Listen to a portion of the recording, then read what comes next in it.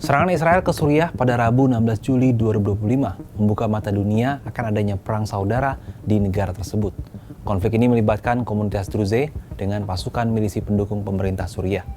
Meski pemerintah Suriah telah mengumumkan gencatan senjata, nyatanya konflik terus berlangsung. Sejumlah pihak bahkan menuding pemimpin komunitas Druze, yakni Hikmat Al-Hijri, sebagai tokoh yang membuat konflik terus berlangsung. Lantas siapa sebenarnya Al-Hijri dan mengapa konflik bersenjata di Suriah masih terus berlangsung? Selama 10 hari terakhir saat konflik mematikan pecah di Provinsi Suwaida, Suriah Selatan, satu nama terus disebut-sebut, yakni Hikmat Al-Hijri, yang tak lain merupakan pemimpin spiritual komunitas Druze. Hijri adalah salah satu dari 3 pemimpin spiritual utama komunitas Druze di Suriah, bersama Yosef Jarbow dan Hamon Al-Hanawi. Para pemimpin spiritual ini menjadi rujukan dalam urusan sosial, moral, dan keagamaan, serta menentukan keputusan-keputusan besar.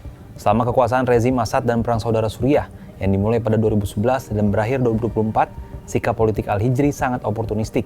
Kadang ia terang-terangan mendukung rezim Assad, bahkan menyerukan agar pemuda Druze ikut bertempur demi diktator itu. Namun pada 2023, ia mulai bersuara mendukung para demonstran Druze dan menentang rezim. Sejak tergulingnya rezim Assad dan terbentuknya pemerintahan transisi yang dipimpin Ahmad Al-Shara, Hijri menjadi sosok kontroversial.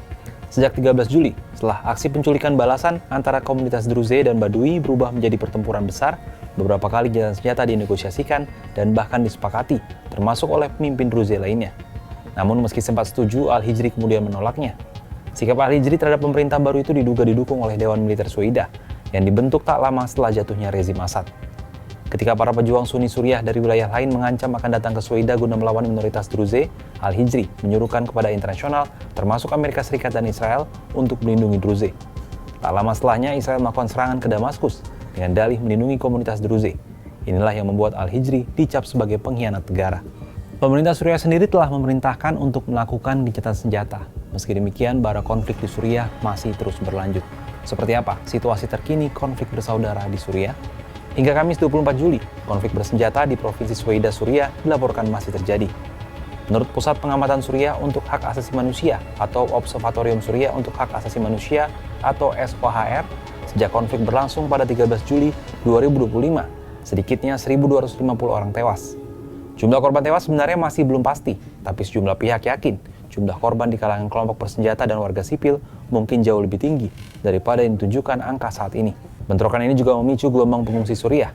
Menurut Kantor PBB untuk Koordinasi Urusan Kemanusiaan atau OCHA, pada Rabu 23 Juli, kekerasan yang terjadi antara 20 hingga 23 Juli ini membuat sedikitnya 145.000 orang terpaksa mengungsi. Akses terhadap layanan dasar pun terimbas konflik.